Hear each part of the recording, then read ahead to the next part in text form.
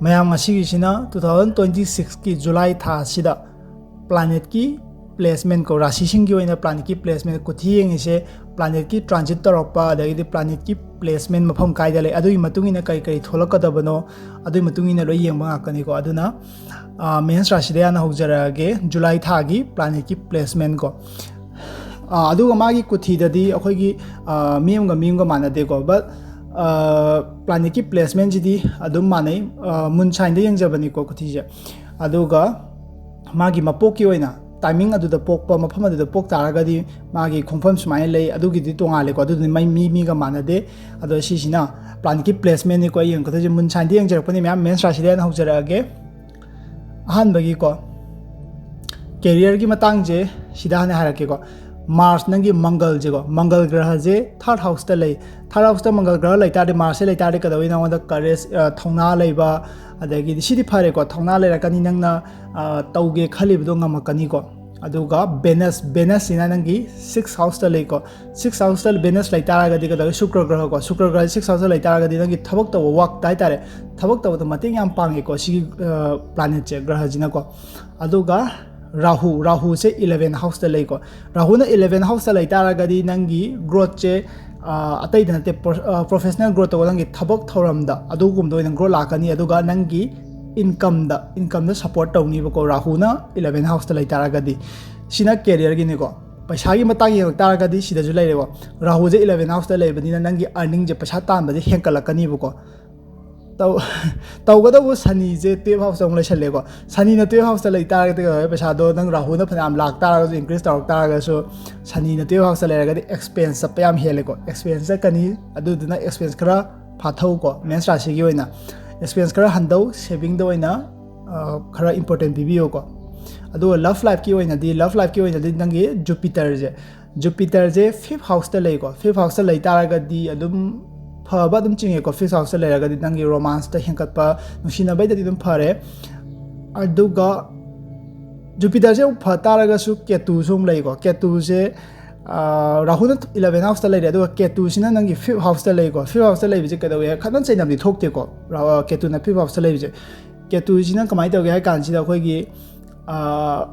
confusion chakhan bai ta re ne ko gyan men ta handaba aduga emotional kitang pungning kitang lapthok na bai ga dra ko adumai ora kani ko kitang charang na bai ta re adu si project kamai phani hai tar ga di Ketu gi wendi ko khai phaba je tumina election bidaba nang wari sana thopi ko communication gap le hendaba sina phai ko aduga family gi matang oi tar ga di nangi Surya ko numit che siga Mercury ga je 4th house ta lei ko 4th house ta lei je karum ka da ga nangi tha horak padani ko first half the 15 sai ba hai ji ko adu namaram oiraga property gi imung munung khana chaina badi nate ko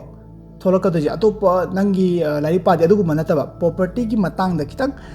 family da tension leiba adu mai tawna ba yai ko property gi matang da adubu sanjina 5th house ta transit tor matam chakra matang da dine imung do kitang pharakani ko thakai matung hai tare dum pharani ko health ki matang da oiraga di nangi Venus sing sai 6th house ta leina Venus se 6th house ta leibani na nangi na baje na roi de hai roi ba ko nangi hana naramba leitaraga su recovery tar pa tare pharakpa adugi pharakpa do pi ko Venus na Shukra graha je aduga Saturn je amuk 12th house ta leiba Shani graha je 12th house ta leiba oi badina nang stress kitang di leiba yai pothabam khangdaba adumain to ba yai ko aduga khwaidagi July tha sida mens rashi ki oina khwaidagi kanba nangi graha haraga di Jupiter ko Jupiter 5th house ta leiba je phai si je kai da phari no hai matam da nangonda angang gi or je study gi or ga su phai luck lei adagi education da phai ko aduga Rahu na 11th house to leiba ju phai ko si sina income lai adagi di paisa hengali aduga Mars na 3rd house ta leiba je si ju phai ko nangonda thongna leini adagi effort Mars lai raga di Mangal graha di action gi ni ko action gi mini action gi graha ni ko aduga phattaba ko challenging planet hai tare placement je ko phattaba hai tare ga Shani ne Ketu ne Mercury ne si ahum ji ne ko phatri je Shani sina kai da wai je hai gre ko expense chakhalli si na Shani le di 12 house le di discipline na chata ba yare ko thaba aduga Mercury sina misunderstanding thokan ba dai delay le hen ba gumba dai family argument adagi di document adu wada le myam do adu da khara phatte ko sisina Mens Rashi gi ni si je planet ki placement ni ko si matung ina loina mak yang jarak pani July thagi mathang da Vrishab Rashi gi ko Vrishab Rashi gi su moon sign de yang jabani 2026 July thagi oina planet ki placement amadi planet ki transit to adu gi matung ina hairake ko moon sign de yang jabani adu ga kuthi yang baju planet ki placement matung ina lo yang panga kani ko adu ai hajarake amada career gi ko career gi oitara gadi career gi de dum kaino tawre ko maram di Rahu je nangi 10 house ta leire ba adu itara gadi career gi da khwai gi kan ba har gadi Rahu na 10 house ta leire pa si je July thagi oina career de na strong oiba planet ama placement am ka oi ko maram di si na kai pirakani Rahu na 10 house ta leitara gadi promotion pirakani business ta growth la kani anob opportunity fangakani ko aduga Shani graha Saturn je ko Shani graha je 11 house ta lei si na kai da we hai kan nangi long term gi short term dinati ko Shani na tarokom tan dadi short time am ta oi roi nang na hona jamangi matung ina long term gi nang tawge na khali bathabak to aduda help tarokani mating tarokani ba ko Shani graha sina career gi ni paisa gi oina khoi gi khong thang to ogadi leirabado lakna bagi adang action khara taw dai ko action tarogade lakani ko paisa je aduga Mars Mangal graha je second house ta leiba sisina kaidawi second house ta leitara gadi nang advice birakani ba advice kari gi no ha matam da thok mok ta kanaroi da pochai da pulai leidaba adagi di paisa gi matang da mari ke ka yena da hai tare adugi dam nang advice birakani ba ko aduga nungsina bagi matang je Venus Shukra graha je 5th house ta leiba si je 5th house ta leitara gadi phai ko phai habadi unaba adagi ano ba creative oiba mayam thoe ko aduga couple ji gi oitara ga yamna understanding laina na haide communication gap laita vida adumaina oi Venus Shukra graha je 5th house ta leitara gadi ko aduga family amadi yum gi hengo haira gadi Jupiter je 4th house ta leiba 4th house ta leiba dina kaidawi hai kan sida nangwanda support tawni ba kaidana support tawde je pot chai leiba da property gumba leiba adagi di nang home yum samjin ba sajan ba adagi di family relation da hena phaba adumaina ko aduga ketu sina 4th house ta mulai chale ko Jupiter 4th house ta leire ketu so ma 4th house ta leire sina kaidawi ha kanji da kitang detachment ai tare ko haidi aphaba khalakpada phatabe yanjalakpado afaba yumda kitang afaba hora agadi phatabe lakpagumba adumaina tawnai ko aduga adum health care ga sadum phare aduga khwaidagi kanba graha hai taragadi July thagi ko Rahu je 10 house ta lebido si kalle hai ko aina hoje career success oini ko aduga Jupiter 4 house ta lebido si phai property adadi yumgi family happiness ko lakani aduga Venus na 5th house ta lebi ju phai ko love creativity adum lakani ko aduga phatiba graha je Mars ko Mangal graha ne Ketu ne Mercury ne sina kaidawe Mars na leitara ga aino jai jagibdo mathong khang da vida expense chat pa ko family matang da ne ko ngalakta ora ka da second house ta leibani na aduga nang na yum da haru matam da yaning da phawk pa dugumba adumai lak pa yai aduga Ketu 4 house leitara lu si hai gre ko kitang na sa yum da ipem penja da do mai lakani aduga Mercury na 3rd house ta leitara ga di delay orakani delay je kaida orakani hai kan ji da nang chathok chasing ko travel gumba adai di che chang agreement gumba inaba adu gumba da adagi di communication gumba da delay lakani ko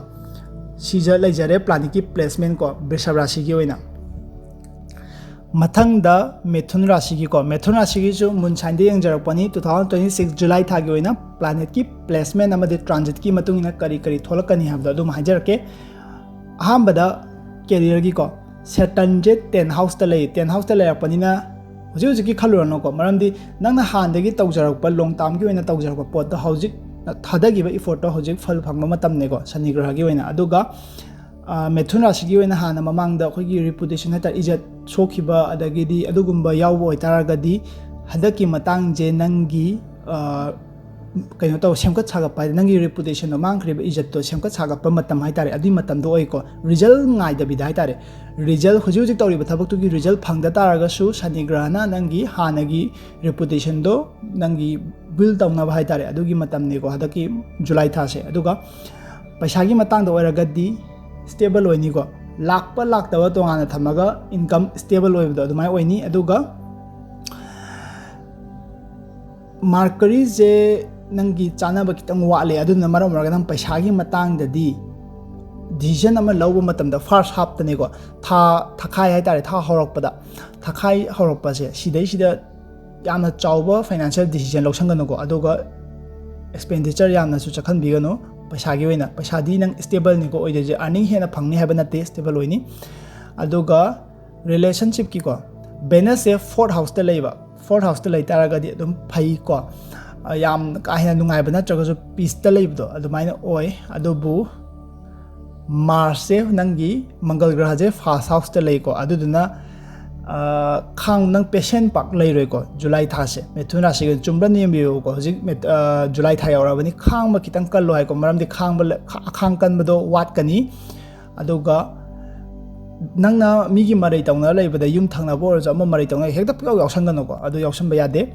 aduna asoi balak pa yai ko keno the relationship ta aduga family gi matang hai taraga di family matang da kitang marai sangdana ba leirakani ko akoi gi July tha horokpada kana ge leirakadino hai taraga di sana da nupi waraga na noi gi ipam gi ko aduga nupa waraga na magi nupi du gi mapam gi ko adumaina hai tare adumaina khar leirakani aduga communication di improve tarokani kan tha lo kan methuna siguna family da kitang phatri je tha horok padani ko July tha horok pada mai chalak padani pharakani ko aduga khwai dagi kanba strongest planet ko hai taraga nangi Shani graha je am phai ko Shani graha je 10 house ta leibani na oju haje gi long term success oiba career da mai pak pa mang gi ba ijat amung nang hangkalak pa adumain tawni aduga Rahu ju yam phai maram di 9 house ta leibani na nangi luck leigani adai foreign gi mapan chatning ba khotning ba tamba skill tamba leraga jo opportunity lakani ko aduga atopa anauba haitare mapan lamda like tamning ko pa yai aduga Mars na first house ta leiba ji ju phai man confidence lerakani adai courage thongha lerakani ko leadership quality chelakani ko nangi phatriba planet haitaraga di Mercury ne Ketu ne aduga Mars se first house ta leiba ji ama ju phai amuk ju phatte maram di asawbaje nang control tawba ngammoi bo yam thu thuna sawan bas maina oi ko confidence like tara jo courage like tara ga jo afawada ju phatabada ju oi ko Mars na Mangal graha jina first house ta leibaje aduga Ketu na third house ta leibajina nangi imung manungi kaino haitar ichin naw ga kitang mari sangdana ba main tawai ko aduga Mercury na second house ta lei tara ga delay di compulsory soidre ko financial matter ga adagi di communication ga si ani ji da delay lakani ko atai di thodopa laite sisna Mithun rashi gi ni ko mem mathang da Karka rashi gi ko Karka rashi gi 2026 July tha gi oina planet ki placement amade transit ki matung ina kari tholaka da bano habdu ni ko yengjar ka doje aduga mun sande yengjamani ko mem me Karka rashi gi hajera gi career gi hana ko career gi se nang improve oini tawgado kaido oini nang na thadariba effort to adugi matungina discipline effort adugi matungina oini ko maramdi Venus se nangi third house ta leiba ko Shukra graha je aduduna nangonda support tawe support je kaje tawe hai taraga di khoi gi thabak to jo wa nga ma gi thabak hai tare reception oigera ama oigera marketing oigera ko aduga ibagi thabak oja orsu ama orsu lo yai ko aduga YouTube to bi yaroga di adum kasu kai de content creator ko sida su adum mateng pangi aduga finance ki oitaraga di Jupiter je second house ta lei ko second house ta lei je July tha gi oina yamna phai ko Karka rashi gi maram di income je stable nate ko oide je income je hena lakadaw oiba ko aduga saving ju yamna tawba ngamgani ko aduga risk leiba investment di tawbigeno hai ko maram di Rahu je 8 house ta leiba khambra sisina khangau da bida yadaw malaga khangau da big downfall chatpado adumaina oi ko khangau da bida haidare adumaina suddenly adumai thokpado Rahu di kuda kini ko yamna madi short term ni long term ni te pha thunam tarokani pire yamna pini mange khangau da mang adumai tawni ko aduga love amadi marriage like yang ke relationship che pharakani kamai pharakani harakanda sije mamang jo hajar raw kam tawni ko wangang mada puksel sena wangang bira kan do pharakani hai ko relationship huji phatta boraga su nangna asemu do lala gadi lale soraga di soire adum senga dum haido pibo ko aduga Mars se 12 house te leibo ko sisina permanent dinate matam khragi lapthokna bado adumaina oibe yai ko adadi misunderstanding leina ba adagi di ꯊꯃꯣꯏ ꯍꯥꯏꯇꯥꯔꯦ ꯄꯨꯛꯅꯤꯡ ꯋꯥꯈꯜ ꯆꯥꯅꯔꯛꯇꯕ ꯑꯗꯨꯒꯨꯝꯕ ꯊꯣꯛꯂꯛꯄ ꯌꯥꯏ ꯃꯔꯝꯗꯤ ꯃꯥꯔꯁꯁꯦ ꯃꯪꯒꯜ ꯒ꯭ꯔꯍꯁꯦ 12 ꯍꯥꯎꯁꯇ ꯂꯩꯀꯣ ꯑꯗꯨꯒ ꯐꯦꯃꯤꯂꯤꯒꯤ ꯑꯣꯏꯇꯥꯔꯒꯗꯤ ꯖꯨꯄꯤꯇꯔꯅ ꯁꯞꯄꯣꯔꯠ ꯇꯧꯋꯦꯀꯣ ꯁꯞꯄꯣꯔꯠ ꯇꯧꯏ ꯑꯗꯨꯒ ꯀꯦꯇꯨꯁꯤꯅ ꯑꯃꯨꯛ ꯐꯦꯃꯤꯂꯤ ꯏꯁꯨꯁꯤꯗꯒꯤ ꯗꯤꯇꯦꯆ ꯇꯧꯊꯣꯛ ꯀꯦꯇꯨꯗꯤ ꯗꯤꯇꯦꯆꯃꯦꯟꯅꯦꯀꯣ ꯑꯗꯨꯗꯨꯅ ꯐꯦꯃꯤꯂꯤꯒꯤ ꯏꯁꯨꯁꯤꯅ ꯈꯤꯇꯪ ꯅꯥꯊꯩꯔꯒ ꯆꯠꯄ ꯍꯥꯏꯇꯥꯔꯦ ꯑꯗꯨꯃꯥꯏꯅ ꯇꯧꯋꯦꯀꯣ ꯑꯗꯨꯒ ꯍꯦꯜꯊꯀꯤ ꯑꯣꯏꯔꯒꯗꯤ ꯃꯃꯥꯡꯗꯁꯨ ꯍꯥꯏꯖꯈ꯭ꯔꯕ ꯃꯥꯜꯂꯦ ꯁ꯭ꯇ꯭ꯔꯦꯁ ꯂꯩꯕ ꯇꯨꯝꯕ ꯌꯥꯗꯕ ꯑꯗꯨꯃꯥꯏꯅ ꯇꯧꯋꯤ ꯁꯤꯒꯤ ꯀꯃꯥꯏꯅ ꯑꯗꯨꯒꯤ ꯍꯦꯜꯊꯁꯦ ꯉꯥꯛꯊꯣꯛꯀꯅꯤ ꯍꯥꯏ ꯇꯥꯔꯗꯤ ꯃꯦꯗꯤꯇꯦꯁꯟ ꯁꯤꯅ ꯈ꯭ꯋꯥꯏ ꯐꯩꯀꯣ ꯃꯦꯗꯤꯇꯦꯁꯟ ꯑꯗꯨꯒ ꯕꯦꯂꯦꯟꯁ ꯗꯥꯏꯠ ꯁꯤꯗ ꯍꯦꯟꯅ ꯐꯕ ꯂꯩꯇꯦ ꯑꯗꯨꯒ ꯅꯪꯒꯤ ꯈ꯭ꯋꯥꯏꯗꯒꯤ ꯀꯜꯂꯤꯕꯁꯦ ꯖꯨꯄꯤꯇꯔ ꯁꯦꯀꯦꯟ ꯍꯥꯎꯁꯇ ꯂꯩꯕ ꯁ꯭ꯇ꯭ꯔꯣꯡꯒꯦꯁ ꯄ꯭ꯂꯥꯅꯦꯠꯅꯤꯀꯣ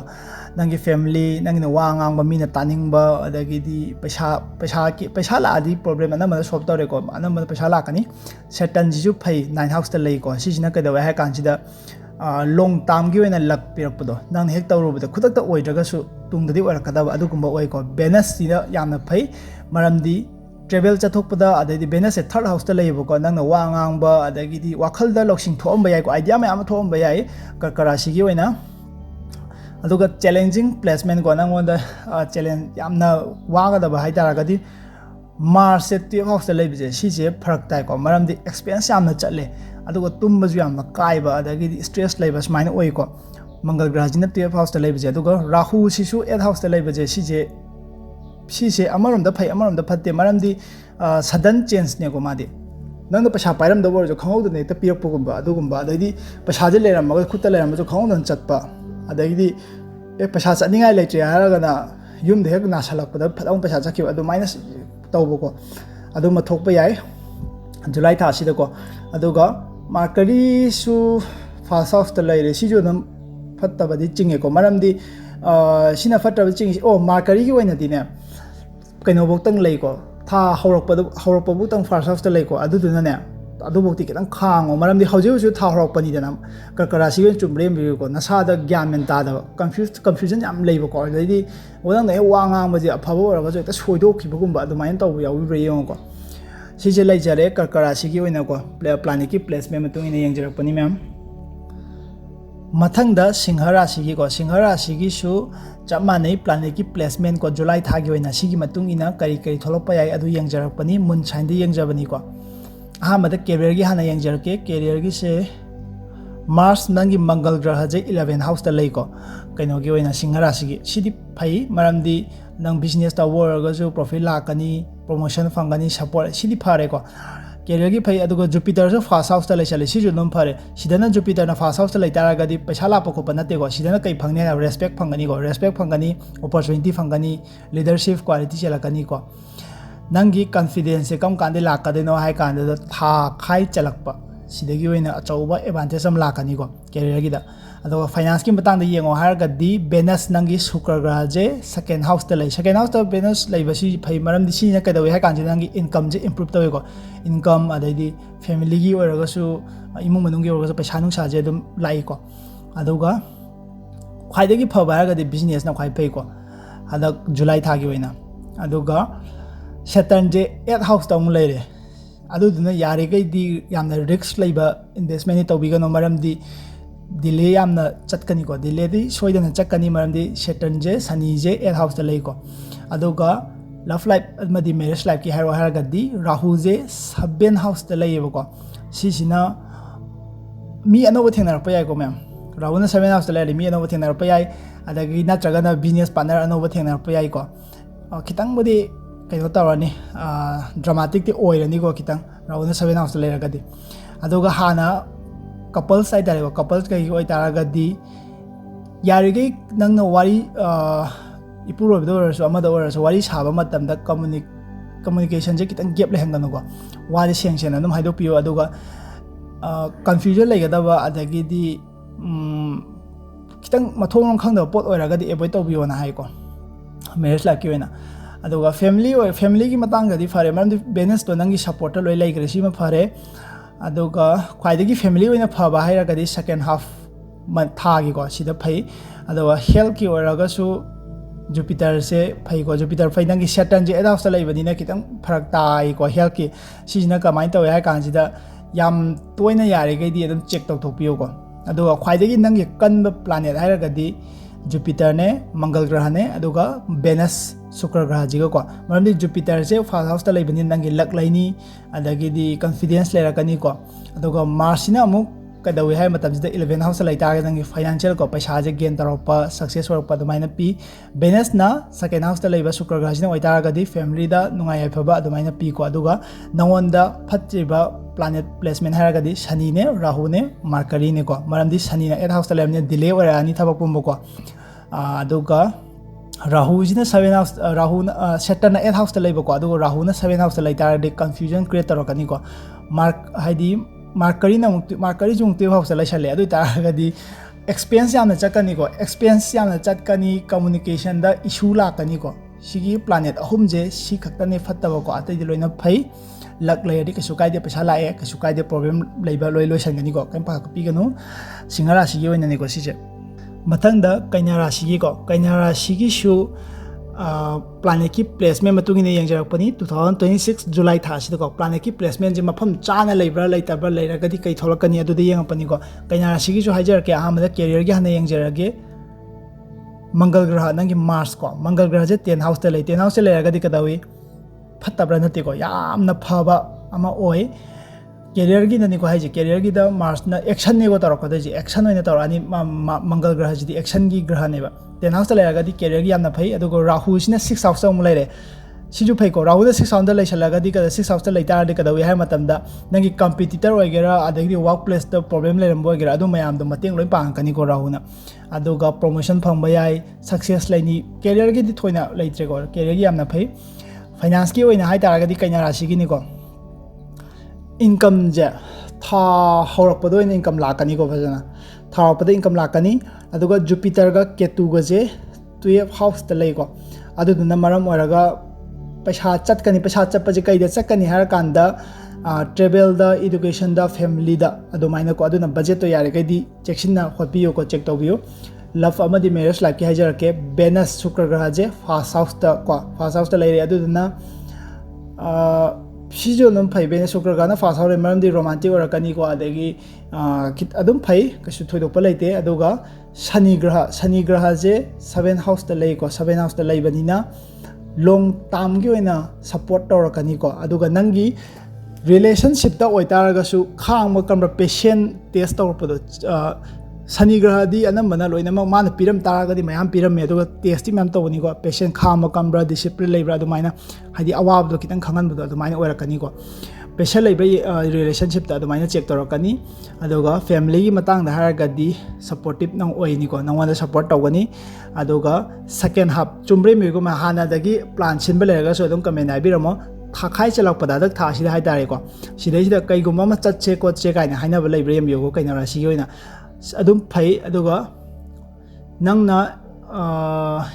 responsibility yamakadu se yumde chatho kan yamakani ko maramdi samna habda Kanya Rashi gi china wai chumre yam ko khaidi kai guma chana boroga sunang ne hekta silang ba gumba hekta oiba gumba adagi di chathok pa oraga sunang ne hekta mayam je care lobo gumba adumain tawba yawba yam ko aduga health ki oina di thodo paleite tumba kai ba ji mangai ne ko aduga overwork tawrpado adugi aduga nangona khwai kalli ba haitare nangona support tawriba planet je Mangal Graha ne Shukra Graha ne Rahu ne Mangal adi Mars ne ko Mars 10th house ta laitar nang career da success orakpa leadership achievement phagpa leadership quality chembasi orakani Venus se phajabagi graha ne ko Venus sina first house ta laika nang na sade confidence le ba dai di social media tho gadi popular ga oiba do main oi ko aduga sak phajat thokpa haitare sak phajat thokpa do main orakadi Kanya Rashi gi ko aduga Rahu na 6th house ta leitaragadi kaidagi phaba haragadi sijne ko maramdi yeknabadagi nangna khudum chanma ngamni ko victory oi bai tar yeknabadagi aduga job ta success oi ba adagi di problem le ramba ju solve to ba dumaina oi ko aduga challenging placement haragadi Shani na 7th house ta leibje kitang phatte kitang na te khara phatte ko maramdi responsibility yamakani relationship ta aduga relationship sidani ko ma 7th house bana soraka Shani na soraka do je delay le hen bagumba smain torakani ko Jupiter sina 12th house ta lebi ju phatte maramdi expense yamna chatli ko July tha je expense kar chattawa mali yangbiu ko aduga Mercury su 11th house ta smain changak pane ko ma je chang poi taraga di nangi profit lakadabadane delay chatpagumba adaidi financial da agreement gumba sign tawnabada kitang delay chatpa adumaina oirakani ko kaina rasigi thoina awaba leite Shani ga Jupiter ga Mercury ga si ahum jide hena ko atopa thoidokpa leite mathangda Tula Rashigi ko Tula Rashigi 2026 July tha sigi oina planet ki placement to kadai kadai lei mafam chana leibra planet ki placement je mafam chana leitragadi kaidawi adugi yengjarake Tula Rashigi ni ko ma'am July tha gi ko aham da career gi hanya ke career gi se nangi Sun Surya ga Mercury ke se 10 house ta lei ko aduduna support tawe first half ta ko tharo pada support tawe aduga Jupiter se 11 da leiba 11 house ta si je phai ko phai habdi nang promotion lakpa ya salary hinkalak pa yai ada business ta profit lakpa di natte tawada nang business sakthok pa je dum income hena lai ko adumaina orakani aduga mayamna ju support ni ko aduga Shani je sidaju Saturn je na phai ko Shani je 6 house lei si jina ka dawe ha ka da nangi ngasagi workplace thabak mayam da nang competition le mayam da competition tongnarakpa adaidi mayam do nana victory oini ko aduga finance ta haragadi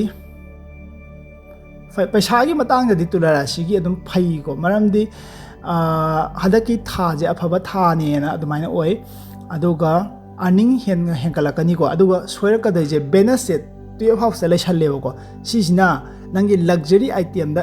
paisa je chatkiba expense chatkiba adumaina tawbe ai ko luxury item yare ge di paisa do hen saving tawge luxury item sina bi gano ko aduga love life amadi marriage life ki har gadi Rahu je 5th house tong le challe ko aduna esi jo dum phai Rahu na 5th house le bejina kamai to ha kanjida nungsinara gadi khangau da bi tap tai nungsina adumaina oi adu anauba experience kara jo phangba yai ko aduga single adadi luhongdri ba hai tare nungsinari ba oragadi phai aduga couple gi oragadi misunderstanding lai nei ko si je kai de la kadam no jo ai haijarake yumda khana chaina ba thokpa nate ko nangi chatho ba natraga workplace tagi maram oiraga partner da bera karapa adumaina oi ko maramdi kitang misunderstanding haidi si kana no paw phone si kana no du ada khara adumaina ko adu kuma condition khara le rakpa yai ado chumbra yam view ko ma'am Tula Rashi gi ko aduga family gi oiraga di improve lai ni ko harau tu yamna si poche July tha mayai da haitare ko aduga family ga punna hai si je chumbra yam view ko July tha si da Tula Rashi gi oina family ga punna kalai da no ma samna abada kitang lom dar kumba adagi kitang lapna che haibagi plan lai yam view ko adu tawba yai na haibi rei aduga Saturn je 6 house lai nang health ki oina haragadi ne hajiki awaba nataba ko recovery torakani ko Saturn 6 house lai taragadi aduga nangi khwaidagi strongest planet akan ba hairagadi Jupiter ga Shani faragadi yam phai ko ma'am maraduga Surya ju phai Jupiter je 11 house ta laiba nang ngasai income lakani success orakani ko aduga Saturn Shani je 6 house ta laiba ni nang ngasagi nangi enemy hai tare ko yakna dagi nang victory oiba jadedi job ta stability orakba discipline naiba adumai oi ko aduga Sun Surya jina 10 house ta laitara nang career da mi na masak khangbi do adumai oi ko aduga phatriba planet hairagadi Venus ko Shukra graha ne Rahu ne Mercury ne maramdi Venus se 12 house ta laiba je expense yamna chatpa oiba ko haidi Venus ti adum expense je chumnagi normal paisa lupa lising amani chapa adu oi maramdi sana gumba adaidi luxury item orakani ko aduga Rahu jina 5th house ta laitaragadi nungsina bada oigera amado oigera confusion create tawbodo adumaina oini ko aduga Mercury sina am kaida oi hai matam sida career ga ada career da ju akhogi physically aina hajagi marketing da laiba adai communication tawnabada adugumba career oidna ko adugumba sida delay le rakani ko thoidokpa topa laite ma'am Tula Rashi gi oina ko mathangda Vrishik Rashi gi ko Vrishik Rashi gi 2026 July tha sigi oina planet ki placement gi matungina yangjarakpani ko mun chande yangjarakpani kuthi yangbaje planet ki placement tungina lo yenge ko aduga pokpadagi magi timing adu ada laibo oibanina magi kundali do ne kuthi da kitang khetaba adugumba lai tawada placement di adum yai ko general oina du Vrishik Rashi gi hajarake career gi hana ko Jupiter 10 house ta lai ko 10 house ta lai taragadi phai ko phai abdi support tawe aduga business grow lakani ko aduga nangi Surya je 10 house ta transit torokadawrebo ko kaino da July kaino second half aitare adu ka da career phai ko career phare finance ki oina haragadi Venus nangi Shukra graha je 11 house ta lai sijina ꯀꯩꯗꯧꯏ ꯍꯥꯏꯔꯒꯗꯤ ꯏꯟꯀꯝꯁꯦ ꯍꯦꯟꯅ ꯂꯥꯛꯄ bonus ꯂꯥꯛꯄ profit ꯂꯥꯛꯄ ꯑꯗꯨꯃꯥꯏꯅ ꯑꯣꯏꯀꯣ ꯑꯗꯨꯒ ꯅꯪꯒꯤ ꯅꯃꯥꯟꯅꯕ ꯑꯗꯒꯤꯗꯤ ꯑꯗꯨꯗꯒꯤ ꯄꯩꯁꯥ ꯂꯥꯛꯄ ꯀꯥꯟꯅꯕ ꯐꯪꯕꯗꯣ ꯑꯗꯨꯃꯥꯏꯅ ꯑꯣꯏ ꯑꯗꯨꯒ ꯃꯥꯔꯁꯁꯦ ꯑꯃꯨꯛ 8th ꯍꯥꯎꯁꯇ ꯂꯩꯁꯜꯂꯦꯀꯣ ꯁꯤꯁꯤꯅ ꯑꯃꯨꯛ ꯀꯃꯥꯏꯅ ꯅꯪ ꯍꯥꯟꯅ ꯄꯩꯁꯥ ꯂꯥꯛꯏꯕ ꯃꯌꯥꯝꯗꯣ ꯑꯗꯨꯅ ꯌꯥꯔꯤꯈꯩꯗꯤ ꯁꯦꯞ ꯇꯧꯔ ꯊꯝꯕꯤꯔꯣꯀꯣ ꯃꯤꯅ ꯄꯩꯁꯥ ꯂꯩꯕ꯭ꯔꯥ ꯍꯪꯉꯛꯑꯁꯨ ꯂꯩꯇꯦꯅ ꯈꯨꯝꯕꯤꯔꯣ ꯃꯔꯝꯗꯤ ꯃꯥꯔꯁꯁꯦ ꯃꯪꯒꯜ ꯒ꯭ꯔꯍꯁꯦ 8th ꯍꯥꯎꯁꯇ ꯂꯩꯕꯅꯤꯅ ꯈꯪꯍꯧꯗꯕꯤꯗ ꯄꯩꯁꯥꯒꯤ ꯑꯩꯈꯣꯏꯒꯤ ꯄꯥꯏꯔꯝꯕꯁꯦ ꯀꯩꯅꯣ ꯇꯧꯕꯗꯣ ꯃꯊꯣꯡ ꯃꯔꯝ ꯈꯪꯈꯤꯗꯕꯒꯤ ꯂꯣꯏꯗꯣꯏꯔꯥ ꯀꯥꯏ ꯑꯗꯨꯃꯥꯏꯅ ꯂꯩꯕꯗꯣ ꯑꯗꯨꯃꯥꯏꯅ ꯂꯩꯅꯤꯀꯣ ꯄꯩꯁꯥ ꯈꯪꯍꯧꯗꯅ ꯆꯠꯄ ꯑꯦꯛꯁꯄꯦꯟꯁꯃꯛ ꯆꯠꯄꯗꯤ ꯍꯥꯏꯕ ꯌꯥꯔꯣꯏ ꯃꯥꯔꯁꯅ 8th ꯍꯥꯎꯁꯇ ꯂꯩꯔꯒꯗꯤꯀꯣ ꯄꯩꯁꯥ ꯂꯥꯛꯑꯝꯃꯒ ꯍꯦꯛ ꯂꯦꯞꯄꯒꯨꯝꯕ ꯑꯗꯒꯤ ꯅꯨꯡꯇꯤꯒꯤ ꯂꯥꯛꯇꯕꯒꯨꯝꯕ ꯑꯗꯨꯒꯨꯝꯕ ꯍꯥꯏꯇꯥꯔꯦꯀꯣ ꯑꯗꯨꯃꯥꯏꯅ ꯇꯧꯕ ꯌꯥꯏ ꯑꯗꯨꯒ ꯂꯚ ꯂꯥꯏꯐ ꯃꯦꯔꯦꯖ ꯂꯥꯏꯐ ꯍꯥꯏꯔꯒꯗꯤ ꯁꯅꯤ ꯒ꯭ꯔꯍꯁꯦ 5th ꯍꯥꯎꯁꯇ ꯂꯩꯀꯣ 5th ꯍꯥꯎꯁꯇ ꯂꯩꯕꯁꯦ ꯀꯩꯗꯧꯏ ꯍꯥꯏꯔ ꯀꯥꯟꯗ ꯁꯦꯔꯤꯌꯁꯇꯤ ꯌꯥꯝꯅ ꯑꯣꯏꯅꯤꯀꯣ ꯁꯦꯔꯤꯌꯁ ꯑꯣꯏꯅꯤ ꯀꯃꯤꯠꯃꯦꯟ ꯂꯩꯅꯤ ꯔꯤꯂꯦꯁꯟꯁꯤꯞꯇ ꯇꯧꯒꯗꯕꯨ ꯔꯣꯃꯥꯟꯁꯀꯤ ꯃꯇꯥꯡꯁꯤꯗꯗꯤ ꯁ꯭ꯂꯣ ꯆꯠꯀꯅꯤꯀꯣ ꯑꯗꯨꯒ ꯍꯥꯟꯅꯒꯤ ꯂꯩꯔꯝꯕ ꯑꯗꯩꯗꯤ ꯂꯨꯍꯣꯡ ꯈꯣꯡꯗꯣꯡꯅꯕ ꯑꯣꯏꯔꯒꯗꯤ ꯐꯩꯀꯣ ꯄꯨꯛꯆꯦꯜ ꯁꯦꯡꯅꯔꯛꯀꯅꯤ ꯈꯥꯡꯕ ꯀꯜꯂꯛꯀꯅꯤ ꯐꯩꯀꯣ ꯑꯗꯨꯒ ꯐꯦꯃꯤꯂꯤꯒꯤ ꯑꯣꯏꯇꯥꯔꯒꯗꯤ ꯔꯥꯍꯨꯁꯦ 4th ꯍꯥꯎꯁꯇ ꯂꯩꯔꯦꯀꯣ ꯑꯗꯨꯗꯨꯅ ꯃꯇꯝ ꯈꯔꯒꯤꯇꯪꯗꯤ ꯈꯤꯇꯪ ꯄꯣꯊꯥꯐꯝ ꯈꯪꯗꯕ ꯐꯦꯃꯤꯂꯤꯒꯤꯀꯣ ꯑꯗꯨꯃꯥꯏꯅ ꯑꯣꯏꯅꯤ ꯑꯗꯨꯒ ꯌꯨꯝ ꯍꯣꯡꯗꯣꯛꯄ ꯈꯣꯠꯄꯁꯨ ꯇꯧꯕ ꯌꯥꯏꯀꯣ ꯃꯐꯝ ꯍꯣꯡꯕ ꯍꯥꯏꯇꯥꯔꯦꯅꯦ ꯏꯟꯚꯥꯏꯔꯣꯟꯃꯦꯟꯗ ꯑꯗꯨ ꯍꯣꯡꯕ ꯈꯣꯠꯄ ꯑꯗꯨꯃꯥꯏꯅ ꯇꯧꯕ ꯌꯥꯏ ꯑꯗꯨꯒ ꯄ꯭ꯔꯣꯄꯔꯇꯤꯒꯤ ꯃꯇꯥꯡꯗ ꯗꯤꯁꯤꯖꯟ ꯏꯃꯨꯡ ꯃꯅꯨꯡꯒꯤꯀꯣ ꯂꯝ ꯌꯦꯟꯅꯕ ꯑꯣꯏꯔꯒꯁꯨ ꯍꯤꯡꯒꯣꯜ ꯌꯦꯟꯅꯕ ꯑꯣꯏꯔꯒꯁꯨ ꯗꯤꯁꯤꯖꯟꯗꯣ ꯂꯧꯕ ꯃꯇꯝꯗ ꯈꯤꯇꯪ ꯆꯦꯛꯁꯤꯟꯅ ꯂꯧꯕꯤꯌꯣꯅ ꯍꯥꯏꯀꯣ ꯃꯔꯝꯗꯤ ꯔꯥꯍꯨꯁꯦ 4th ꯍꯥꯎꯁꯇ ꯂꯩꯕꯅꯤꯅ ꯑꯗꯨꯒ ꯍꯦꯜꯊꯀꯤ ꯃꯇꯥꯡ ꯑꯣꯏꯇꯥꯔꯒꯗꯤ ꯒꯥꯔꯤ ꯊꯧꯕ ꯈꯔ ꯆꯦꯛꯁꯤꯟꯕꯤꯌꯨꯀꯣ ꯑꯦꯛꯁꯤꯗꯦꯟꯒꯨꯝꯕ ꯑꯗꯨꯒꯨꯝꯕ ꯂꯩꯕ ꯌꯥꯏ ꯑꯗꯣ ꯍꯥꯏꯗꯤ ꯊꯣꯛꯀꯅꯤ ꯍꯥꯏꯕ ꯅꯠꯇꯦ ꯈꯤꯇꯪꯀꯣ ꯑꯗꯨꯅ ꯒꯥꯔꯤ ꯊꯧꯕ ꯆꯦꯛꯁꯤꯟꯕꯤꯌꯣ ꯌꯥꯔꯤꯈꯩ ꯑꯗꯨꯒ ꯒꯥꯔꯤ ꯈꯛ ꯅꯠꯇꯕꯤꯗ ꯆꯨꯝꯅꯒꯤ ꯑꯦꯛꯁꯤꯗꯦꯟ ꯅꯣꯔꯃꯦꯜꯀꯣ ꯑꯗꯨꯝ ꯍꯥꯏꯗꯤ ꯑꯦꯛꯁꯤꯗꯦꯟ ꯍꯥꯏꯁꯦ ꯑꯗꯨꯝ ꯆꯤꯡꯉꯦꯕ ꯒꯥꯔꯤ ꯈꯛ ꯅꯠꯇꯕꯤꯗ ꯑꯗꯣ ꯍꯧꯖꯤꯛꯇꯤ ꯂꯧ ꯃꯇꯝꯅꯤꯅ ꯍꯥꯏꯗꯤ ꯑꯃ ꯇꯧꯔꯛꯄꯗꯁꯨ ꯈꯤꯇꯪ ꯑꯗꯨꯝ ꯆꯦꯛꯁꯤꯟꯕꯤꯌꯣ ꯑꯗꯨꯒ ꯁꯔꯖꯔꯤꯒꯨꯝꯕ ꯇꯧꯕ ꯌꯥꯎꯕ ꯏꯆꯤꯟ ꯏꯅꯥꯎ ꯂꯩꯔꯒꯁꯨ ꯑꯗꯨꯝ ꯀꯃꯦꯟꯗ ꯍꯥꯏꯕꯤꯔꯝꯃꯨꯀꯣ ꯑꯗꯨꯁꯨ ꯔꯤꯀꯣꯔꯕꯤ ꯇꯧꯔꯛꯀꯅꯤ ꯄꯥꯈꯠꯀꯅꯨꯀꯣ ꯁ꯭ꯇ꯭ꯔꯦꯁ ꯂꯩꯕ ꯑꯗꯨꯃꯥꯏꯅ ꯑꯣꯏꯔꯛꯀꯅꯤ ꯑꯗꯨꯒ ꯌꯥꯔꯒꯗꯤ ꯅꯪꯒꯤ ꯇꯧꯒꯗꯕ ꯊꯕꯛꯇꯣ ꯑꯗꯨꯗ ꯑꯣꯏꯅ ꯑꯣꯟꯁꯤꯟꯕꯤꯌꯨꯀꯣ ꯑꯇꯣꯞꯄ ꯌꯥꯝ ꯀꯥ ꯍꯦꯟꯅ ꯔꯤस्क ꯂꯩꯕ ꯄꯣꯠꯇ ꯏꯁꯥꯒꯤ ꯏꯊꯧ ꯅꯠꯇꯕꯗꯤ ꯇꯧꯕꯤꯔꯨꯅꯨ ꯑꯗꯨꯒ ꯅꯪꯒꯤ ꯁ꯭ꯇ꯭ꯔꯣꯡꯒꯦꯁ ꯄ꯭ꯂꯥꯅꯦꯠ ꯍꯥꯏꯇꯥꯔꯒꯗꯤ ꯖꯨꯄꯤꯇꯔꯀꯣ ꯖꯨꯄꯤꯇꯔ 10th ꯍꯥꯎꯁ ꯂꯩꯕ ꯃꯃꯥꯡꯗꯁꯨ ꯍꯥꯏꯖꯈ꯭ꯔꯦꯀꯣ ꯌꯥꯝꯅ ꯐꯩ ꯀꯦꯔꯤꯌꯔ ꯁꯛꯁꯦꯁ ꯑꯣꯏ ꯄ꯭ꯔꯣꯃꯣꯁꯟ ꯂꯥꯛꯀꯅꯤ ꯃꯥꯡꯈꯤꯕ ꯏꯖꯠ ꯍꯟꯒꯠꯂꯛꯀꯅꯤꯀꯣ ꯚꯦꯅꯁ 11th ꯍꯥꯎꯁꯇ ꯂꯩꯕꯁꯦ ꯐꯥꯏꯅꯥꯟꯁꯤꯌꯦꯜ ꯒꯦꯟꯁ ꯂꯥꯛꯑꯦ ꯑꯗꯨꯒ ꯐꯩ ꯚꯦꯅꯁ 11th ꯍꯥꯎꯁꯇ ꯂꯩꯕꯀꯣ ꯁꯨꯔꯤꯌꯥꯁꯨ 10th ꯍꯥꯎꯁꯇ ꯂꯩꯔꯦ 10th ꯍꯥꯎꯁꯇ ꯂꯥꯛꯀꯅꯤꯀꯣ ꯍꯧꯖꯤꯛ ꯂꯩꯇ꯭ꯔꯤ ꯂꯥꯛꯀꯅꯤ ꯇ꯭ꯔꯥꯟꯖꯤꯠ ꯇꯧꯔꯛꯀꯅꯤ ꯁꯤꯁꯤꯅ ꯅꯪꯉꯣꯟꯗ ꯃꯁꯛ ꯈꯪꯕꯤꯕ ꯃꯌꯥꯝꯅ ꯍꯥꯏꯇꯥꯔꯦ ꯑꯗꯨ ꯄꯤꯀꯣ ꯑꯗꯨꯒ ꯐꯠꯇ꯭ꯔꯤꯕ ꯄ꯭ꯂꯥꯅꯦꯠꯁꯦ ꯀꯩꯀꯩꯅꯣ ꯍꯥꯏꯔꯀꯥꯟꯗ ꯃꯥꯔꯁ ꯃꯪꯒꯜꯅꯦ ꯑꯗꯨꯒ ꯔꯥꯍꯨꯅꯦ ꯃꯥꯔꯀꯔꯤꯅꯦꯀꯣ ꯃꯥꯔꯀꯔꯤꯁꯤꯅ ꯅꯪꯒꯤ ꯂꯥꯏꯔꯤꯛ ꯇꯧꯕꯗ ꯑꯣꯏꯒꯦꯔꯥ ꯂꯤꯒꯦꯜꯂꯤ ꯑꯩꯈꯣꯏꯒꯤ ꯀꯣꯔꯠꯀꯤꯒꯨꯝꯕ ꯂꯩꯕ ꯄꯦꯄꯔ ꯋꯥꯔꯛ ꯇꯧꯕ ꯑꯣꯏꯔꯒꯗꯤꯀꯣ ꯗꯤꯂꯦ ꯈꯤꯇꯪ ꯂꯩꯅꯤꯀꯣ ꯌꯥꯗꯤ ꯇꯧꯒꯗꯕ ꯗꯤꯂే ꯂꯩꯅꯤ ꯍꯥꯏꯕ ꯋꯥꯅꯤ ꯑꯗꯨꯒ ꯔꯥꯍꯨꯅ 4th ꯍꯥꯎꯁꯇ ꯂꯩꯔꯒꯗꯤ ꯅꯪ ꯀꯩꯗꯧꯏ ꯄ꯭ꯔꯣꯄꯔꯇꯤꯒꯤ ꯃꯇꯥꯡꯗ ꯈꯤꯇꯪ ꯅꯨꯡꯉꯥꯏꯇꯕ ꯑꯗꯩ ꯌꯨꯝꯗ ꯄꯣꯊꯥꯐꯝ ꯈꯪꯗꯕ ꯑꯗꯨꯃꯥꯏꯅ ꯑꯣꯏꯀꯣ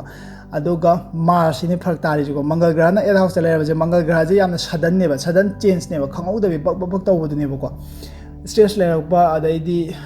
ꯅꯪꯅ ꯆꯦꯛꯁꯤꯟꯗꯕꯗꯒꯤ ꯑꯦꯛꯁꯤꯗꯦꯟ ꯊꯣꯛꯈꯤꯕ ꯑꯗꯨꯃꯥꯏꯅ ꯇꯧꯕ ꯌꯥꯏꯀꯣ ꯑꯦꯛꯁꯤꯗꯦꯟ ꯍꯥꯏꯔꯒꯗꯤ ꯒꯥꯔꯤ ꯑꯗꯨ ꯑꯗꯥ ꯅꯠꯇꯦ ꯊꯣꯏꯅ ꯅꯠꯇꯦꯀꯣ ꯑꯦꯛꯁꯤꯗꯦꯟ ꯆꯨꯝꯅꯩ ꯅꯣꯔꯃꯦꯜꯅꯤ ꯑꯗꯨꯝ ꯆꯦꯛꯁꯤꯟꯕꯤꯌꯨꯀꯣ ꯁꯤꯁꯤꯅ ꯕ꯭ꯔꯤꯁꯤꯛ ꯔꯥశꯤꯒꯤꯅꯤ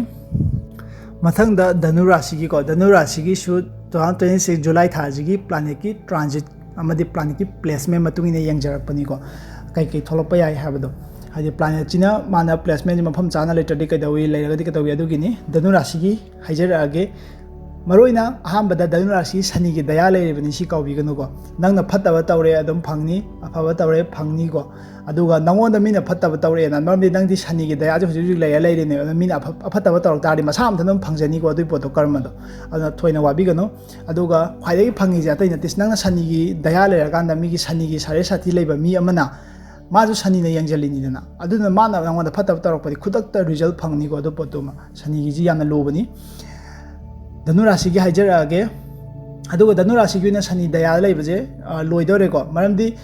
सी टाइमिंग सिदा अफबा तहौरो होनादबा टर्निंग पॉइंट धनु राशिगी ओइनदिको हदक्तैना 2000 चौराना येंबदा 30 बुकी मया हाइतारे सिबो मंगि होनाबै टाइमिंग नेको नंगी टर्निंग पॉइंट सी मसीदा दंग होनाउदबा सिदा लेहौदा तागारि मतंगदा लाकपदा अवाबा ओइनिको अना खुजिते हौना टर्निंग पॉइंट सिदा हौना होनाबि हौरको अदुगा कैरियर की मतंग हाना हाइजरकेको कैरियर से नंगी शुक्र ग्रह वेनस से धनु राशि ओइननिको वेनस से 10 हाउस ता लेरे 10 हाउस ता लैतारे कदवी हा मतमजिदा यारिगै पब्लिक की सपोर्ट लेबिदो मैन मसक खंगनाबिदो अदुमाइना ओय aduga promotion lakani nongonda idea mayam leramba yai ko ji Dhanu Rashi gi oina haidi tawgada si tawba ya adum leiraga di comment habiram ko chumaga di chummena mabdi adu chumde har tade aina kitang amu atopa haidi kala di soina yenga ma sentok char kadini buko aduga professional life da haidi mai papa phangwa haba lei ko aduga Rahu sina third house ta leibaje phai kaida phai wa ngangba khotpa adaidi content creator or marketing or sales or communication wa ngam Dhanu Rashi gi ni wa ngam bajing akane ko da mana phari je aduga July gi oina ko second half ta dangi kaino je Surya je 9 house ta lakadore ba hojik daw ya da boro su daw ya rakani ko daw ya da nangi luck se second half chai dei pire ko aduga finance ki matang da waraga di stable laini income je ko career grow lakani tawgadabu loan de lobby or no ko maram chan na paisa leraga su loan kha loksala mai tawsira ka ha tawbi ganu ko lo lobby ganu maram di markari je khara pharak tai ko aduna lo lobby ganu aduga love life and marriage life ki hai target Mars nangi Mangal grah je 7 house ta lei ko si 7 house ta lei je attraction di amna leina ni ba passion amna leina ni romance amna leina tawgadabu kala de sura ka tor ge ha ka ego ga aduga argument ko adu sura ka deba haidi mare yenarakpa ego dagi sura ka deba ko admai oi aduga patient khama kan da yaroi aduga communication ngamo tan khaidagi darkar ta je khama kan maga respect tawbiyo ko nangi partner du su respect tawbiyo aduga business ki ora gadi khara section ba phai ko handle tawbada nangi partner du ga haitare business ki matang da partner habadi business tawminari ba natte ko nangi nupi natraga nangi nupa do ma business haidi kitang kayon tar paisai matang khar section biyo family amadi yum gi yangaw haragadi Saturn Shani graha je nangi 4th house ta leiba 4th house ta leitari kadawi nangi property wagera nangi parents ki wagera nangi yum gi wagera sigi mari leina bada nangoda responsibility mayam am lakani ba ko henkalakani ba ado hojik tu adom henkal responsibility lagadi comment am habiram ko Dhanu Rashi gi aduga property ki matang sida nangna hena chakhot ke haragadi kadawni har kana kham khanbam ga planning fazana tawbam ga si ani jida nang pharakani ko health ki oina hai taragadi extra care lo da yaroi kadai de logani maramdi stress ka nang energy level je thabak chini henkalakpa energy yarok ta adu poto le rakani ko adu tha loisalak padem pharakani ko kaino Surya jitang chang ki jan nam pharakani ko aduga nangi planet je strongest planet haragadi Jupiter 9 house ta level je nangi luck pi ko aduga foreign travel tawba adagi adugumagi hujik tawdaga jo tarok pa yabagi hujik tammi skill tamba adugumba yai aduga lining license hengalakani aduga Venus se 10 house ta leisina career da success orakani ko reputation haidi ijat aduga loi phangkani ko aduga Rahu na 3rd house ta level je courage ko thawna le rakani nang communication je adum palle ko wangang badi Dhanu Rashi yam hairangada mali aduga social media da ju success oi yai ko mem aduga phatriba graha je atai nate ba Shani na phattaba je atai gi su nate Shani ge daya lai ko adubu Shani ge daya lai na sari sathi dati daya ni ko khenai Shani ge daya ai je loi dawrabani ko si Shani sina kada wa Shani ji di nang thado am dai da asai nang tawri me am do pull up amta da piram bani ba aduna ne aina Shani daya lai ri na phaba tawbiyo na ai je responsibility yamakani property delay lai rakani emotional pressure lai ni ko Shani graha ge aduga Mars Mangal grah 7 house ta leiba je relationship ta kitang saunaba adu minus thoi ko aduga nangna sauraga de na soiba ore sim khangbiyo Dhanu Rashi gi na aduga Mercury ko 8 house ta lakadori aduduna loan gi matang lauge harga jo ngasai loan laubi ga no hai sida Mercury si je aphattaba chingnaroi ko adu maram di loan gi matang da kitang delay leini hai ba de loan de laubi da na ngasai je lau no hai dana chamane lau da no hena phare ko Mercury na sida 8 house ta leiba je maram delay lening leijar jana sida di ko aduga haidi paperwork tawrapda kitang delay leini ko sidi ka suka delay leijar jano ko adu si mangare kano gi Dhanu Rashi gi ko adum phai mathang da Makar Rashi gi ko Makar Rashi gi 2026 July thaji gi planet ki placement matung ni yang pani aduga kundli je moon sign de yang mani ko sun sign ga moon sign ga khena bani moon sign de yang jarak pani planet ki placement yang jarak ke Makar Rashi gi ko career gi han harake Mars ko Mangal grah je 6 house ta lei ko 6 house ta lei bani na thabak taw mi ora ga di amna phai ko employment hai dare thabak taw mi ora ga di amna phai aduga competitive exam ma thaning bule ade mai pa kani ko thabiyo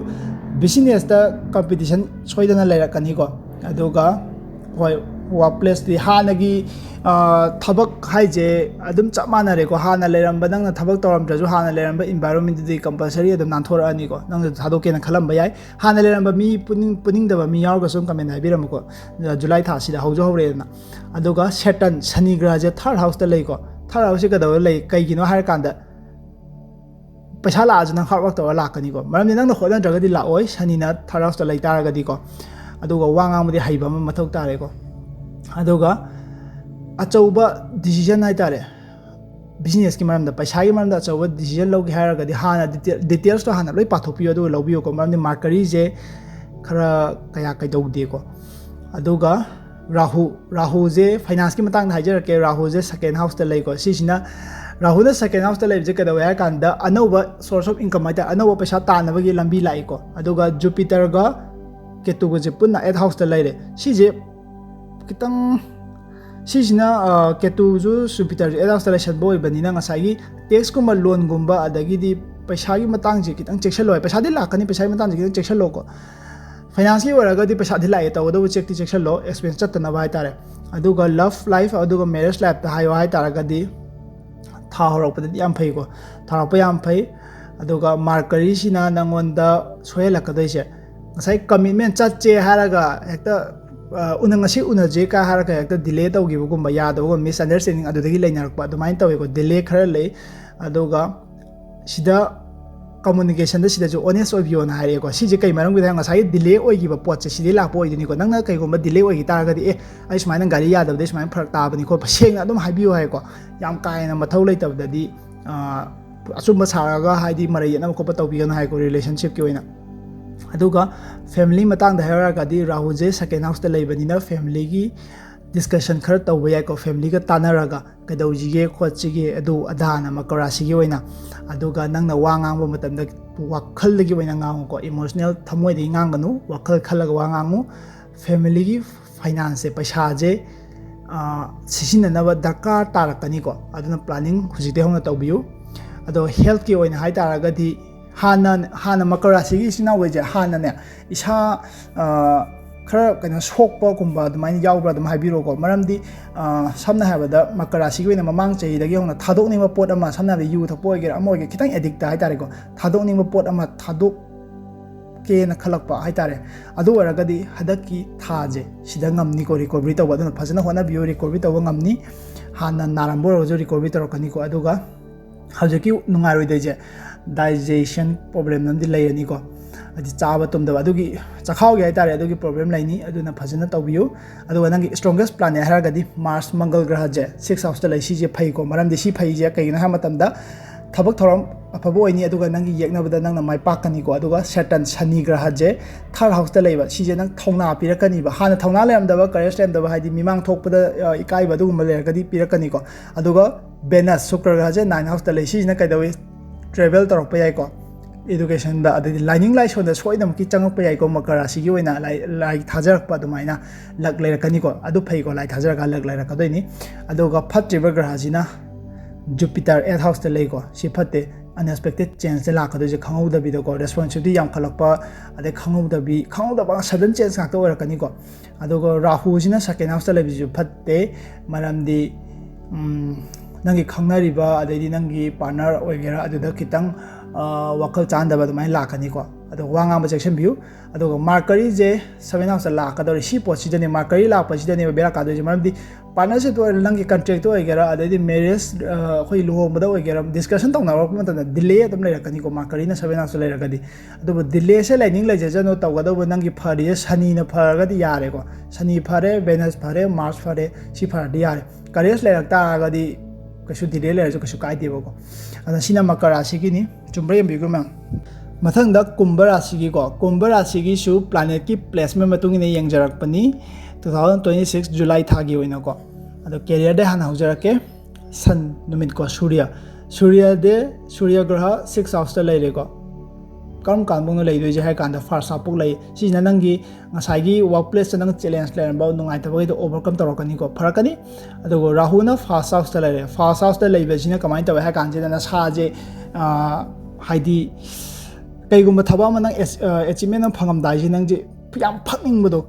ꯍꯥꯏꯗꯤ ꯈꯣꯏꯔꯥꯡꯕ ꯍꯥꯏꯇꯥꯔꯦ ꯑꯗꯨꯃꯥꯏꯅ ꯇꯧꯅꯤꯀꯣ ꯑꯗꯨꯒ ꯅꯪꯒꯤ ꯋꯥꯈꯜꯁꯦ ꯅꯪꯒꯤ ambition ꯍꯥꯏꯇꯥꯔꯦꯀꯣ ꯋꯥꯈꯜ ꯑꯗꯨꯗꯣ ꯍꯦꯟꯀꯠꯂꯛꯀꯅꯤꯀꯣ ꯍꯥꯏꯗꯤ ꯍꯦꯟꯅ ꯔꯥꯍꯨꯗꯤ ꯀꯩꯅꯣꯅꯦꯀꯣ ꯂꯣꯡ ꯇꯥꯝꯒꯤ ꯅꯠꯇꯦ ꯃꯥꯗꯤ ꯁꯣꯔꯠ ꯇꯥꯝꯒꯤꯅꯦꯀꯣ ꯐꯪꯅꯤ ꯍꯥꯏꯔꯒꯗꯤ ꯈꯨꯗꯛꯇ ꯖꯔ ꯖꯔ ꯇꯧꯕ ꯑꯗꯨꯒꯨꯝꯕ ꯒ꯭ꯔꯍꯅꯤꯀꯣ ꯔꯥꯍꯨꯒꯤꯗꯤ ꯔꯥꯍꯨꯅ ꯐꯥꯔꯁ ꯍꯥꯎꯁ ꯂꯩꯕ ꯐꯩ ꯑꯗꯨꯒ ꯕꯤꯖꯤꯅꯦꯁꯀꯤ ꯅꯪꯒꯤ ꯄꯥꯔꯠꯅꯔꯁꯤꯞꯁꯦ ꯁꯤꯁꯦ ꯐꯔꯛꯀꯅꯤ ꯌꯥꯝꯅ ꯗꯔꯀꯥꯔ ꯅꯪꯉꯣꯟꯗꯁꯨ ꯑꯣꯏꯔꯛꯀꯅꯤꯀꯣ ꯖꯨꯂꯥꯏ ꯃꯤꯠꯁꯤꯗ ꯑꯗꯨꯒ ꯐꯥꯏꯅꯥꯟꯁꯀꯤ ꯍꯥꯏꯔꯒꯗꯤ ꯁꯅꯤ ꯒ꯭ꯔꯍ ꯁꯦꯇꯔꯟ ꯀꯣ ꯁꯦꯀꯦꯟ ꯍꯥꯎꯁꯇ ꯂꯩ ꯁꯤꯁꯦ ꯂꯩꯇꯥꯔꯒꯗꯤ ꯅꯪꯁꯦ ꯔꯦꯗꯤꯅꯦꯀꯣ ꯂꯩꯔꯤꯁꯦ ꯑꯩꯈꯣꯏꯒꯤ ꯔꯦꯗꯤ ꯁ꯭ꯇꯦꯗꯤ ꯒꯣ ꯍꯥꯏꯕ ꯁ꯭ꯇꯦꯗꯤꯗꯅꯦꯕ ꯂꯩꯔꯤꯁꯦ ꯒꯣ ꯇꯧꯗꯧ ꯉꯥꯏꯔꯕꯅꯦꯕꯀꯣ ꯃꯔꯝꯗꯤ ꯁꯤꯁꯦ ꯀꯩꯗꯧꯋꯦ ꯍꯥꯏꯔ ꯀꯥꯟꯗ ꯅꯪꯒꯤ ꯗꯤꯁꯤꯄ꯭ꯂꯤꯟ ꯂꯩꯌꯨ ꯑꯗꯨꯒ ꯄꯦꯁꯦꯟ ꯈꯤꯇꯪ ꯈꯥꯡꯕ ꯀꯜꯂꯨꯀꯣ ꯁꯣꯏꯗꯅꯃꯛꯀꯤ ꯅꯪ ꯈꯣꯡ ꯊꯥꯡꯇꯣꯛꯈꯤꯅꯤꯀꯣ ꯑꯐꯕꯗ ꯄꯩꯁꯥꯒꯤ ꯃꯔꯝꯗ ꯑꯗꯨꯒ ꯕꯦꯅꯁ ꯁꯨꯀ꯭ꯔ ꯒ꯭ꯔꯍꯁꯦ 8 ꯍꯥꯎꯁꯇ ꯂꯩꯕ ꯁꯤꯁꯤꯅ ꯀꯩꯗꯧꯋꯦ ꯍꯥꯏ ꯀꯥꯟꯁꯤꯗ ꯂꯛꯖꯔꯤ ꯁ꯭ꯄꯦꯟꯗꯤꯡ ꯇꯧꯔꯛꯀꯅꯤꯀꯣ ꯄꯩꯁꯥꯁꯦ ꯂꯛꯖꯔꯤ ꯑꯥꯏꯇꯦꯝꯗ ꯂꯣꯟꯒꯨꯝꯕ ꯑꯃꯨꯛ ꯂꯧꯕ ꯑꯗꯨꯃꯥꯏꯅ ꯇꯧꯔꯛꯄ ꯌꯥꯏ ꯐꯥꯏꯅꯥꯟꯁꯀꯤꯀꯣ ꯑꯗꯨꯒ ꯂꯚ ꯂꯥꯏꯐ ꯑꯃꯗꯤ ꯃꯦꯔꯦꯖ ꯂꯥꯏꯐ ꯍꯥꯏꯌꯣ ꯍꯥꯏꯔꯒꯗꯤ ꯖꯨꯄꯤꯇꯔꯁꯦ 7 ꯍꯥꯎꯁꯇ ꯂꯩꯕꯅꯤꯅ ꯑꯗꯨꯝ ꯐꯩꯀꯣ ꯃꯦꯔꯦꯖꯀꯤ ꯑꯣꯏꯅ ꯀꯄꯜꯒꯤ ꯑꯣꯏꯅ ꯐꯩ ꯑꯗꯨꯒ ꯔꯤꯂꯦꯁꯟꯁꯤꯞꯇ ꯀꯃꯤꯠꯃꯦꯟ ꯂꯥꯛꯀꯅꯤ ꯑꯗꯨꯒ ꯕꯤꯖꯤꯅꯦꯁ ꯄꯥꯔꯠꯅꯔꯁꯤꯞ ꯐꯒꯅꯤꯀꯣ ꯑꯗꯨꯕꯨ ꯁꯤ ꯀꯦꯇꯨꯁꯦ ꯑꯃꯨꯛ ꯈꯤꯇꯪ ꯐꯔꯛ ꯇꯥꯁꯜꯂꯦꯀꯣ ꯀꯦꯇꯨꯁꯦ 7 ꯍꯥꯎꯁꯇ ꯂꯩꯕ ꯑꯣꯏꯕꯅꯤ나 ꯍꯥꯏꯗꯤ ꯁꯨꯝ ꯇꯦꯝꯄꯣꯔꯔꯤꯅꯤꯀꯣ खितंग पुनिंग वाखल चानरक्तबा हाइतारेने वाखल चानरगजु थमोइजे तिनरक्तबा खितंग डिस्टेंस चलकपा लाथोंगरक्पा अदुमाइन तवे सि अदु कम्युनिकेशन दा लेरेको वा ngamda लेरे वा ngamबा कइनो तरगा फजना सेंगतोंगरगदि कइसु काइदेको लव लाइफ मैरिज लाइफ दुम फै केतुजी खितंग 7 हाउस दा लेबे खितंग बेरा काइको अदुवा फैमिली की ओइना सनीजे नंगी रेस्पॉन्सिबिलिटी दा हाइतारेने सनी रेस्पॉन्सिबिलिटी हापकनी नंगी फैमिली दा सि पोचे दुम याई कइसु काइदेको रेस्पॉन्सिबिलिटी लापो कइसु काइदे अदुगा नंग वा ngamba matamdadi kitang chekselu haiko family gi matangda aduga health ki oina haragadi chaba thakpaje matam naidaba maleko kumbha rashi gi matam naibiu aduga nangi chaba tum sida jo habireko chaba tum daba stress laiba si lakani ko sida kitang attention bibiu aduga nangi strongest planet haragadi Jupiter ne Rahu ne Saturn ne Shani grah pharadi am phareko mayam kasu kaide Jupiter 7 house ta leiba je marriage ko gera partnership ko gera sida success hoi ko Rahu na first house ta leiba phai confidence le kani wakal nangi ambition chaw kani ko Saturn Shani graha second house ta leiba yamna phai financial stability phang kani discipline le kani saving da discipline je kai de leida ha kan saving da le kani ko aduga nangi challenging placement haragadi Venus ka Ketu ga Mercury ni ko Mercury je ngasai yang pada su papana ude Mercury se kada waya kan sida delay se kai delay kadino kumbha rashi gi hai tadi thabak ne aduga nangi health ki matang ne si ani sida delay le rakani ko aduga Ketu gi ragadi aino je hai je ki 7 house ta laibani na temporary ne ko matam khara gi ne relationship je kitang distance laina ba adumain tawai ko aduga Venus ina Shukra grah sina 8 house ta laisina up down ne ko chatoi je khangau da bi da emotional jo or jo khangau da ne nungai ba khangau da wa ba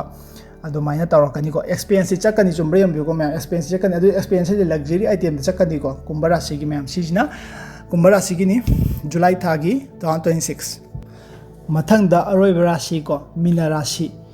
राशि की जो चमानै planet की placement मतुंगिने यंगजरकपनी जुलाई थागी 2026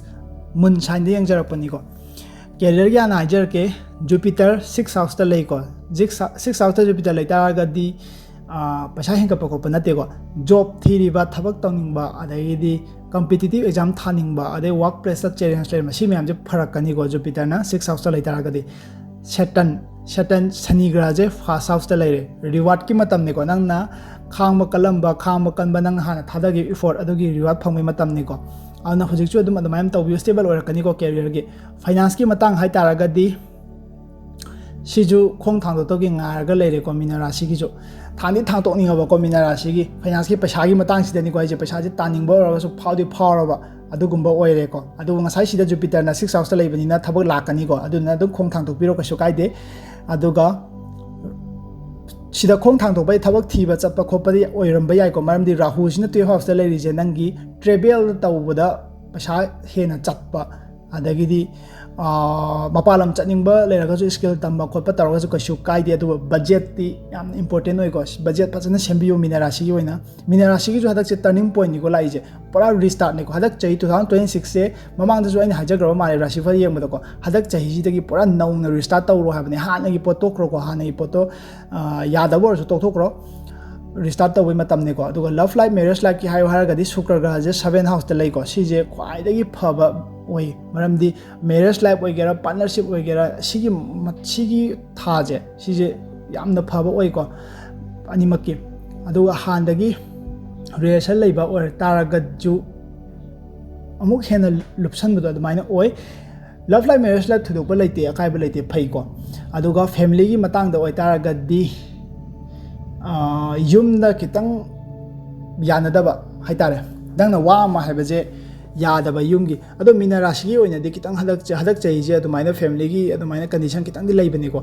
ꯂꯩꯕꯅꯦ ꯍꯥꯏꯕꯗꯤ ꯈꯤꯇꯪ ꯅꯪꯅ ꯍꯥꯏꯔꯨꯕꯗ ꯃꯤꯅ ꯇꯥꯅꯤꯡꯗꯕ ꯌꯥꯗꯕ ꯅꯪꯅ ꯑꯐꯕ ꯍꯥꯏꯔꯒꯁꯨ ꯃꯣꯏꯅ ꯑꯦꯒ꯭ꯔꯤꯃꯦꯟꯗꯣ ꯑꯌꯥꯕꯗ ꯄꯤꯔꯛꯇꯕ ꯑꯗꯨꯃꯥꯏꯅ ꯈꯤꯇꯪ ꯂꯩꯕꯅꯦ ꯆꯨꯝꯕ꯭ꯔꯥ ꯌꯦꯡꯕꯤꯌꯨꯀꯣ ꯃꯤꯅ ꯔꯥశꯤꯒꯤ ꯑꯗꯣ ꯍꯟꯗꯛ ꯊꯥꯁꯤꯗ ꯑꯗꯨꯃꯥꯏꯅ ꯈꯤꯇꯪ ꯂꯩꯀꯣ ꯑꯗꯨꯕꯨ ꯇꯦꯝꯄꯣꯔꯔꯤꯅꯦ ꯄꯔꯃꯤꯅꯦꯟ ꯅꯠꯇꯦꯀꯣ ꯑꯗꯨꯅ ꯀꯩꯗꯧꯅꯤ ꯍꯥꯏ ꯃꯇꯝꯗ ꯈꯥꯡꯕ ꯀꯟꯕꯀꯣ ꯑꯗꯨꯒ ꯀꯝꯃꯨꯅꯤꯀꯦꯁꯟꯁꯦ ꯑꯩꯈꯣꯏ ꯀꯃꯥꯏ ꯍꯥꯏꯅꯤ ꯇꯞꯊꯔꯒ ꯉꯥꯡꯕ ꯋꯥꯁꯦꯀꯣ ꯇꯞꯊꯔꯒ ꯉꯥꯡꯕ ꯁꯤꯁꯤꯅ ꯍꯦꯟꯅ ꯅꯉꯣꯟda ꯐꯔꯛꯀꯅꯤꯕ ꯅꯪꯅ ꯏꯃꯨꯡ ꯃꯅꯨꯡꯅ ꯅꯪꯅ ꯀꯩꯅꯣꯝ ꯇꯧꯅꯤꯡꯕꯗ ꯌꯥꯗ꯭ꯔꯦ ꯍꯥꯏꯔꯒꯁꯨ ꯒꯔꯥ ꯁꯥꯎꯒꯠꯇꯅ ꯇꯧꯔꯗꯤ ꯑꯃꯨꯛ ꯍꯦꯟꯅ ꯌꯥꯔꯣꯏꯕ ꯐꯖꯅ ꯇꯞꯊꯔꯒ ꯍꯥꯏꯕꯤꯕꯀꯣ ꯑꯗꯨꯝ ꯀꯥꯟꯗ ꯅꯪꯒꯤ ꯐꯔꯛꯀꯅꯤꯕ ꯊꯣꯏꯗꯣꯛꯄꯗꯤ ꯂꯩꯇꯕꯅꯤꯀꯣ ꯐꯦꯃꯤꯂꯤꯒꯤ ꯁꯨꯃꯥꯏꯅ ꯑꯗꯨꯕꯨ ꯃꯤꯅ ꯔꯥశꯤꯁꯤ ꯃꯃꯥꯡꯗ ꯍꯥꯏꯗꯤ ꯗꯁꯥꯗꯣ ꯑꯗꯨꯃꯥꯏꯅ ꯂꯩꯈꯤꯕꯒꯤ ꯍꯟꯗꯛ ꯆꯍꯤꯁꯤꯗ ꯑꯅꯧꯕ ꯔꯤꯁꯇꯥꯔꯠ ꯇꯧꯕ ꯑꯣꯏꯕꯅꯤꯅ ꯑꯗꯨꯒꯤꯁꯨ ꯑꯣꯏꯔꯝꯕ ꯌꯥꯏꯀꯣ ꯊꯣꯏꯅ ꯌꯥꯝꯅꯗꯤ ꯋꯥꯁꯜꯂꯨꯕꯤꯅꯨ ꯑꯗꯨꯝ ꯇꯞ ꯇꯞꯅ ꯐꯔꯛꯀꯅꯤꯀꯣ ꯑꯗꯨꯒ ꯍꯦꯜꯊꯀꯤ ꯑꯣꯏꯅ ꯍꯥꯏꯇꯥꯔꯒꯗꯤ ꯁꯅꯤꯁꯦ ꯐꯥꯔꯁ ꯍꯥꯎꯁꯇ ꯂꯩꯕꯁꯦ ꯐꯗꯤ ꯐꯔꯒꯅꯦ ꯍꯦꯜꯊꯀꯤꯗꯗꯤ ꯈꯤꯇꯪ ꯀꯩꯅꯣ ꯅꯪ ꯗꯤꯁꯤꯄ꯭ꯂꯤꯟ ꯅꯥꯏꯅ ꯆꯠꯇꯕꯗꯤ ꯌꯥꯔꯣꯏꯀꯣ ꯂꯥꯏꯐ ꯁ꯭ꯇꯥꯏꯜꯗꯣ ꯑꯗꯨꯒ ꯁꯨꯔꯤꯌꯥ ꯒ꯭ꯔꯍꯁꯦ 6 ꯍꯥꯎꯁꯇ ꯂꯩꯕꯅꯤꯅ ꯅꯪꯒꯤ ꯉꯁꯥꯏꯒꯤ ꯍꯦꯜꯊꯇ ꯁꯣꯏꯔꯝꯕ ꯂꯩꯔꯒꯁꯨ ꯔꯤꯀꯣꯕꯔꯤꯗꯤ ꯂꯥꯛꯀꯅꯤꯀꯣ ꯑꯗꯨꯒ ꯈ꯭ꯋꯥꯏꯗꯒꯤ ꯁ꯭ꯇ꯭ꯔꯣꯡꯒꯦꯁ ꯄ꯭ꯂꯥꯅꯦꯠ ꯃꯤꯅ ꯔꯥశꯤꯒꯤ ꯑꯣꯏꯅ ꯍꯥꯏꯇꯥꯔꯗꯤ ꯕꯦꯅꯁꯅꯦ ꯁꯦꯇꯔꯟ ꯁꯅꯤ ꯒ꯭ꯔꯍꯅ ꯌꯥꯔꯗꯤ ꯑꯩꯅ ꯍꯥꯏꯗꯣꯏꯅꯤꯀꯣ ꯁꯅꯤ ꯒ꯭ꯔꯍꯅ ꯌꯥꯔꯗꯤ ꯂꯣꯏꯔꯦ ꯕꯦꯅꯁꯅꯦ ꯁꯦꯇꯔꯟꯅꯦ ꯖꯨꯄꯤꯇꯔꯅꯦ ꯁꯤ ꯑꯍꯨꯝꯁꯦ ꯐꯩꯌꯦꯕ ꯕꯦꯅꯁꯁꯤꯅ ꯐꯔꯤꯁꯤꯅ ꯅꯪꯒꯤ ꯂꯚ ꯂꯥꯏꯐ ꯐꯔꯛꯀꯅꯤ ꯄꯥर्टनरशिप मेरेज लाइफ फरकनीको अदुगा सेटन शनि ग्रहना फास्ट हाउस लेबसिना नंगी लॉन्ग टर्म सक्सेस ओरकनी हुजि वारगसु पखपिगनुको लॉन्ग टर्म सक्सेस ओरकनी होनाबदि लेप यादे शनि ग्रहना पिरम तारगदि खजि खरा पिरोइको अदुगा जुपिटर ना 6 हाउस लेरिसिना नंगी हार्ड वर्क तगी नंग तौजरिबा नंग हादगी ममांग चाहिदि वारइबा मयामदो हदक रिवार्ड फंगदोइनेको जुपिटर पिरकनी हेल्थ इंप्रूवमेंट लाकनी अदुगा फट्रिवर ग्रह जे मार्स ने मंगल ग्रह को अदुगो राहु ने मार्करी सिना कदवे सिना डिले ने मार्करी जे डिले आकनी को डिले जे कैदो ओहंदे न हारा कांदा नंगी एग्जाम गुंबा सिदा डिले यादी यादनी को मरम निंगा साइ नंगी सोम नाकन अफबा कैरियर दे अफबा पीग्रेबा को अदुना नंग सिदा डिले ओरजु कछु वाबिरनो को राहु ने 12 हाउस लेरे सिना राहु ने 12 हाउस लेरगदि कदवरे तुंबा यारोय अदगिदी नंगना फॉरेन अतोपा चनिंग पासपोर्ट तानिंग खोप लेरगसु एक थेंगदबगुंबा अदुमाय ओरकनी अदुगा एक्सपेंस चटकनीको अइ होजि हाजगिबदो नंगना थबक जे पाम्बा इचिना गइना मपान थोकत्रगदि फंगोइबा अदु थबक से थीबा चप्पसिदा पैसा चंगबा याइबको अदु एक्सपेंस चटकनी अदुगा मार्च से 4 हाउस मार्च से मंगल ग्रह जे 4 हाउस लेजे करिगिनो हाइ तारगदि फैमिली दा टेंशन पिरकनीको फैमिली टेंशन पिरकनी प्रॉपर्टी की हुजेन चुम्बरे यमबिको मैम फैमिली दा खितंग नुंगाइतबा यावरमदबो माले अदु चुम्मदि चुम्मे हाइबिरोको सिसिना कइनोगिनिको मीन राशि अदुबु आई रेमेडी गइजो आई पुरा अदुम हापचरकेको सिना ngasiगidi sida loisanjarage मैम चुम्मगदि चुम्मे अदुम हाइबिरमोको